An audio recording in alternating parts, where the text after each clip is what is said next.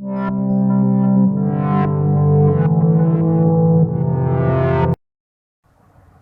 selamat datang kembali ke channel saya. Pada hari ini saya akan membahas mengenai relay. Mengapa saya harus bahas mengenai relay? Karena relay ini sangat berperan penting dalam sistem otomasi. Jadi tidak salahnya jika saya bahas. Oke, kita mulai saja untuk pengertian relay itu sendiri. Kalau menurut saya, relay itu adalah switch yang dioperasikan dengan tenaga listrik.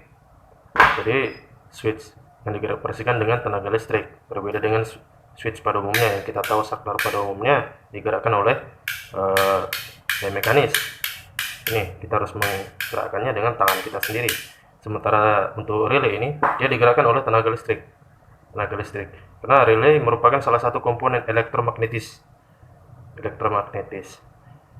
Oke, mengapa relay disebut salah satu komponen elektromagnetis?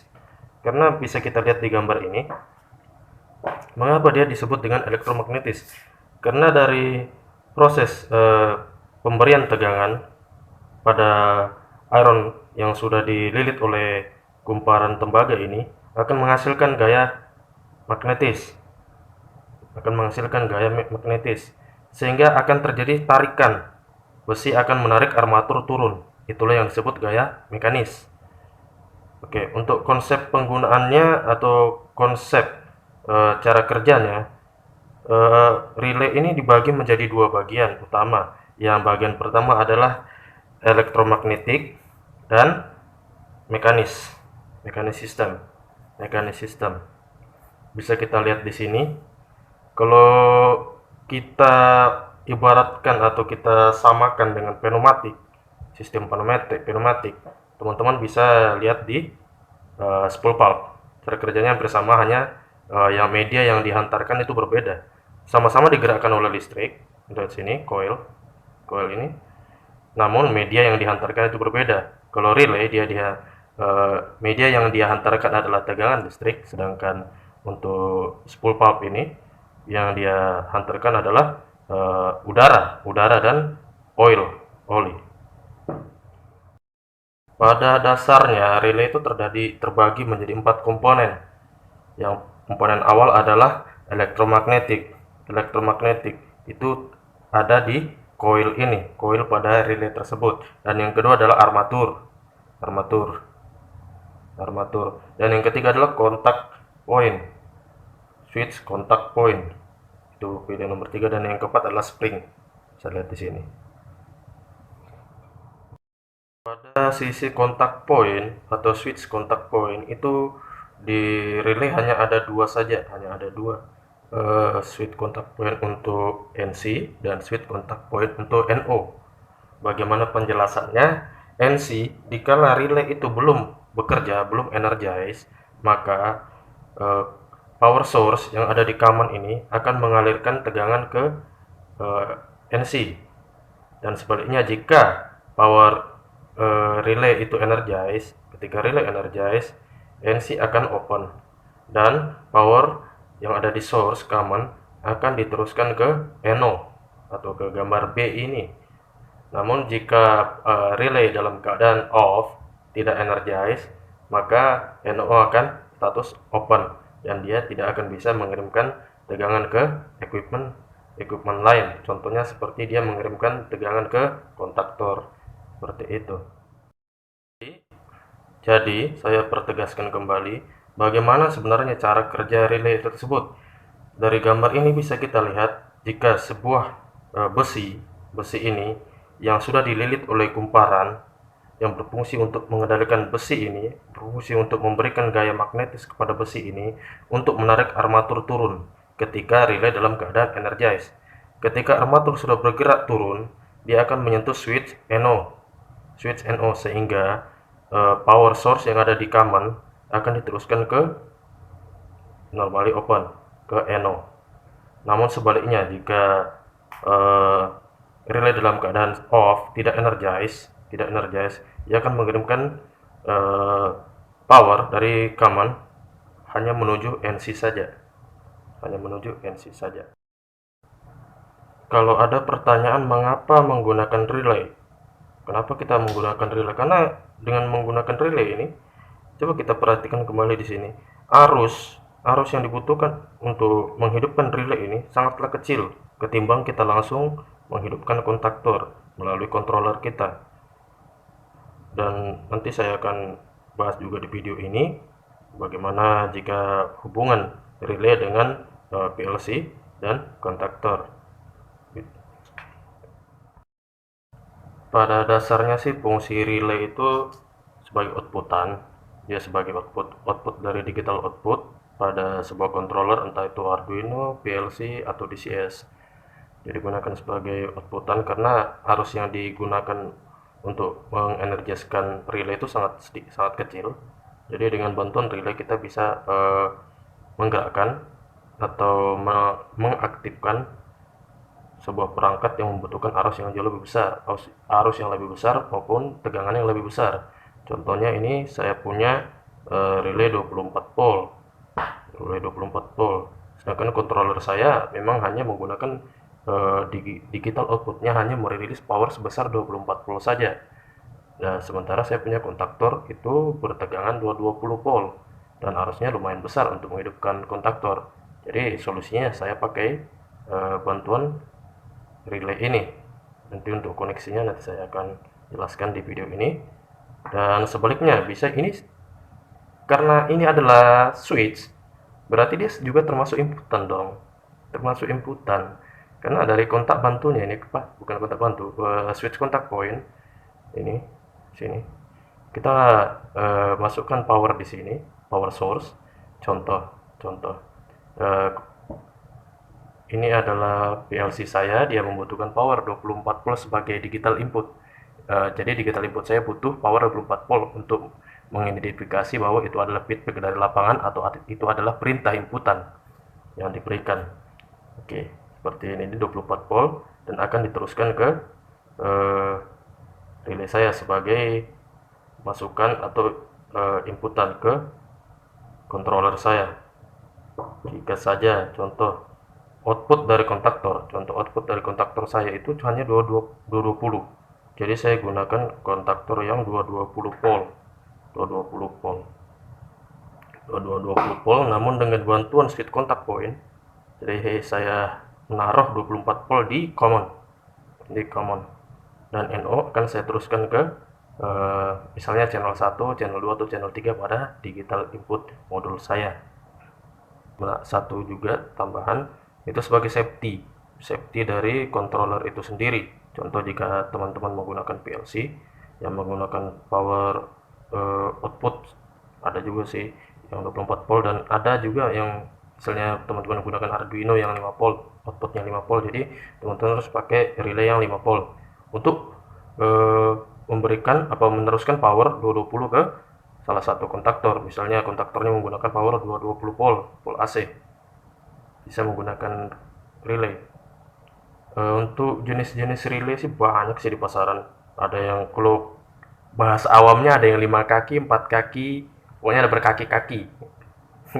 Pokoknya itu nanti akan saya jelaskan. Karena relay adalah saklar, relay adalah switch, jadi pengertian pole dan throw juga akan kita bahas di sini. Pole, apakah itu pole? P-O-L-E.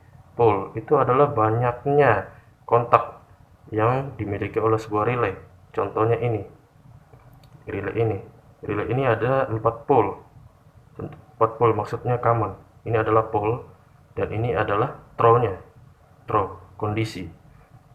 Ini ada 4 pole. Bagaimana cara menghitungnya? 1, 2, 3, 4. Ini ada 4 pole. 1, 2, 3, 4. Oke. Pada relay yang ini dia hanya punya 2 kondisi, NC dan NO. Karena memang ya hanya dua saja, NC dan NO.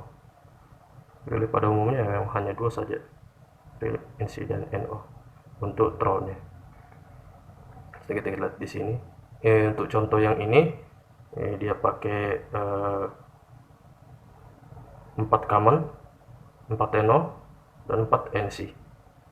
Jadi 4 common, 4 NO, 4 NC. Ini adalah untuk energize, untuk power menghidupkan relay.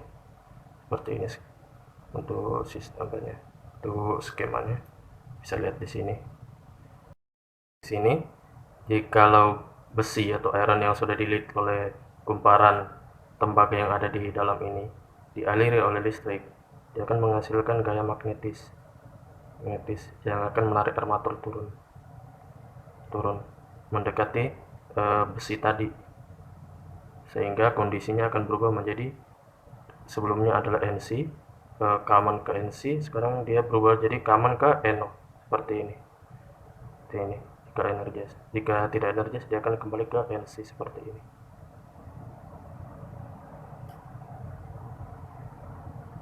Cukup mudah bukan untuk mengerti bagaimana sistem kerja relay. Untuk penggolongan relay itu digolongkan berdasarkan jumlah pole dan tronnya. Jadi yang pertama, ini adalah jenis relay yang single pole single throw. Maksudnya relay ini memiliki 4 kaki. Contoh seperti ini. Jadi single pole single throw. Single pole single throw. Jadi dia hanya punya 4 kaki. Sini common, ini NO, ini common, coil, power supply. Jadinya seperti ini. Dan ini banyak kita lihat di relay kendaraan bermotor. Relay kendaraan bermotor ini banyak saya lihat nih. Bisa untuk starter, dinamo starter, di motor, di mobil pun ada juga untuk klakson deh, untuk klakson. Jadi cara kerjanya mudah. Begitu diberi power supply, power yang ada di source ini, common ini, akan diteruskan ke NO dalam keadaan aktif. Seperti ini sampelnya. Anggap saja dia tidak punya NC. Jadi begitu dia energize, begitu relay itu energize, power akan diteruskan ke NO. Proses kemagnetatan akan terjadi di coil dan armatur, sehingga menarik armatur turun dan meneruskan power ke NO seperti ini. Dan untuk jenis relay yang kedua berdasarkan jumlah pole dan throw-nya, ini ada single pole double throw. Oke, single pole double throw.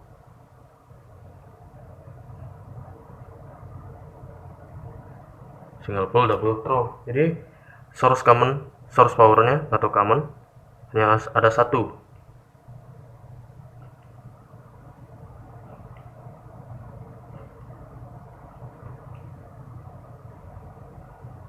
Nah, seperti ini. Ini coil,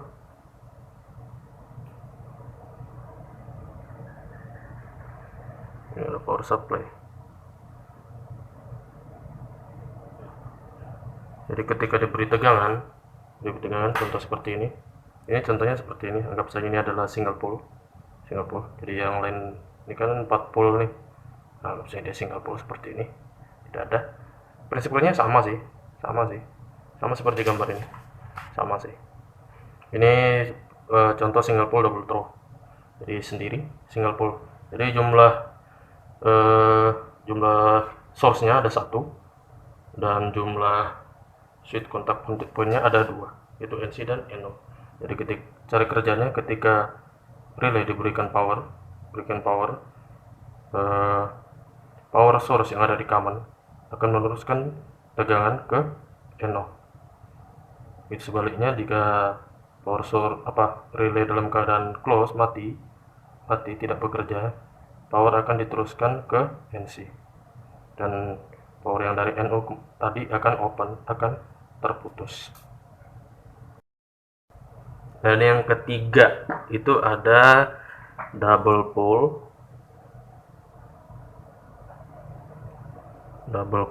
single throw.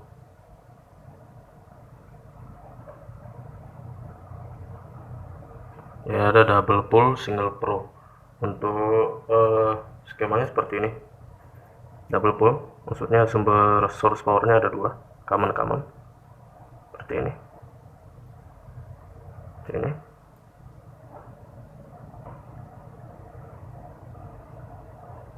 Ini anggap saja ini common satu, ini NO, ini NO satu.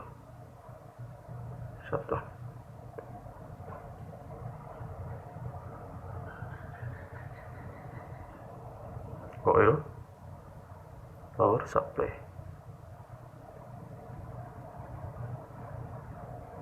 Oke,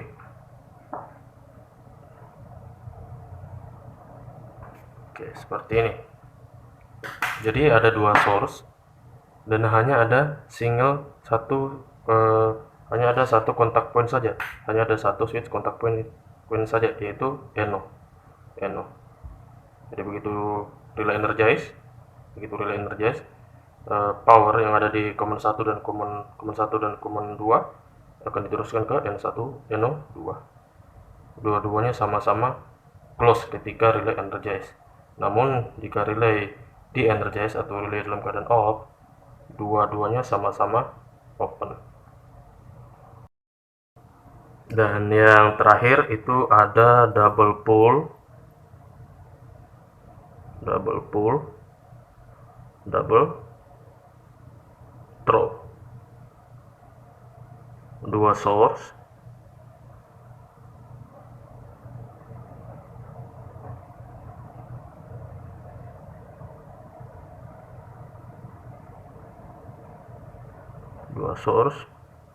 dua kontak point.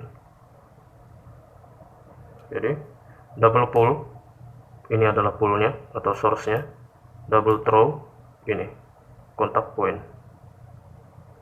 Single throw hanya ada satu saja, di NO saja.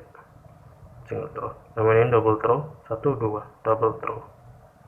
Ini NC, NO, ini common 1, NC 1, NO 1.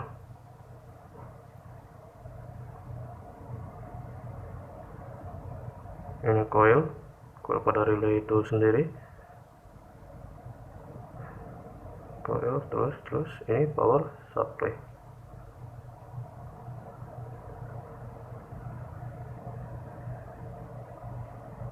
Jadi begitu keadaan di energize, dia akan seperti ini.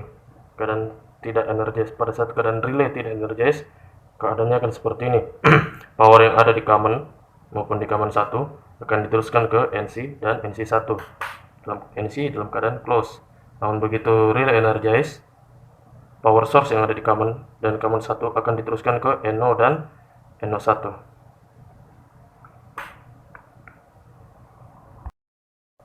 Oke, sebenarnya sih banyak sih jenis-jenis relay kalau mau kita kategorikan berdasarkan jenis pole-nya. Contohnya ini 4 pole double throw. Ini 4 pole double throw. Karena common source-nya ada 4, 1 2 3 4. Double throw 1 2. NO NC. Cukup mudah kan? Sekarang kita lanjut ke aplikasinya. Mengaplikasikan relay dalam pengerjaan otomasi. Nah, sekarang saya akan menjelaskan bagaimana mengaplikasikan relay dalam satu sistem kontrol. Untuk kali ini saya gunakan PLC. Ini Hochschild PLC. Ya, lagi-lagi Hochschild PLC. Sebelum lanjut, saya sarankan ngopi dulu biar nggak tegang. Oke, yang sekarang ini input power supply 220 volt AC. Ini UPS 24 volt, output 24 volt, Hochschild PLC. Ini digital input, digital output. Ini sebagai inputan, ini ada push button dan relay. Relay yang saya gunakan di sini ada relay 220 volt karena dia mendapatkan 220 voltnya dari kontaktor ini, feedbacknya. Jadi ini push button untuk start, command start. Ini untuk feedback opennya nanti. Ini untuk relay output untuk mengenergiskan kontaktor ini. Seperti yang saya bahas sebelumnya, bahwa dengan arus yang rendah, dengan voltase 24 volt saja saya bisa menggerakkan kontaktor dengan voltase 220 yang menggunakan coil voltase 220 dengan arus yang lebih kecil dan voltase yang lebih kecil menggunakan 24 volt saja dari outputan ini. Oke, untuk wiringnya cukup mudah akan saya jelaskan di sini. Ini digital output. Pertama saya bahas di digital outputnya dulu. Di digital outputnya ini adalah minus, minus, minus, dan ini adalah plus, plus eh, dari PLC 24 volt. Jadi untuk mengenergiskan relay ini saya butuh power 24 volt. Yang digerakkan atau power yang saya transferkan menuju kontaktor ini adalah power 220 yang saya dapat dari sini. Jumpernya di sini. Jadi seperti yang saya jelaskan tadi, untuk menggerakkan suatu equipment yang mempunyai voltase 220, saya hanya membutuhkan relay 24 volt saja. Karena outputan dari PLC saya menggunakan 24 volt saja. Beda kasus jika output dari PLC saya adalah 220, namun tetap harus saya gunakan relay 220 jika output PLC saya adalah 220 untuk safety controller itu sendiri. Jika terjadi short atau hal yang tidak diinginkan, relay akan lebih duluan tumbang daripada controller saya.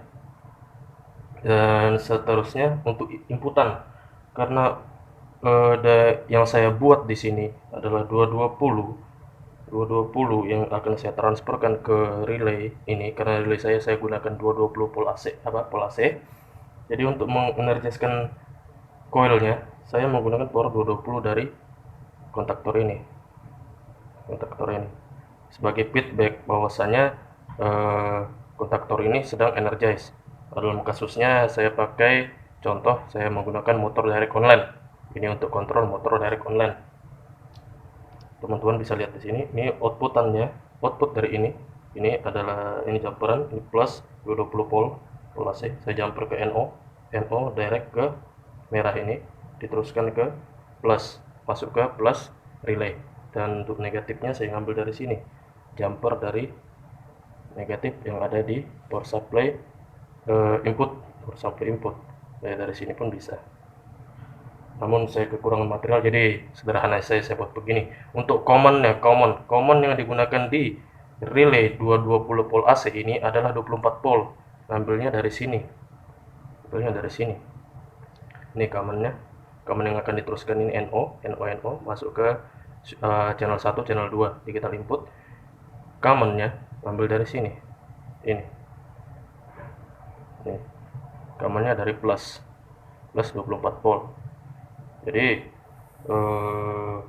kebalikan dari yang tadi, karena media yang dikeluarkan oleh kontaktor saya adalah 220, jadi saya gunakan relay 220, dan media PLC saya hanya membutuhkan 24 volt, tidak 220 volt AC. Jadi saya menggunakan relay sebagai penghubungnya, sebagai penjembatannya.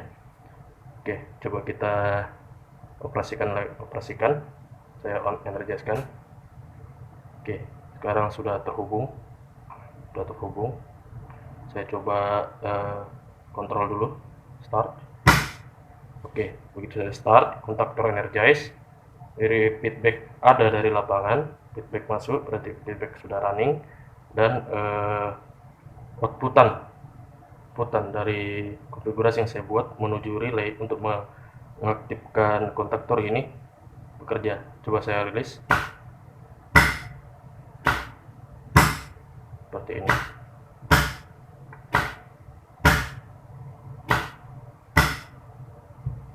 Dan ini bekerja. Bagaimana kalau saya hubungkan dia dengan SCADA system? Jadi PLC ini saya hubungkan ke PC. Sekarang sudah saya hubungkan dengan PLC. Ini sekarang kita ada di Ocil Studio V10. Ocil Studio V10 itu software bawaan Ocil PLC sendiri. Saya coba kontrol, kita lihat konfigurasinya. Oke, energize R1 dan B2 energize, rilis. Oke, rilis. Dan bagaimana jika saya kontrol atau monitoring dengan menggunakan SCADA? Coba saya buka. Ini SCADA yang saya pakai adalah SCADA Hewil. Ini saya buat seperti ini. Untuk bagaimana cara belajar untuk menggunakan SCADA Hewil bisa lihat di video saya sebelumnya. Coba ini sudah saya buat untuk belajar saja. Ini belajar relay. Saya online simulasi. Register letter.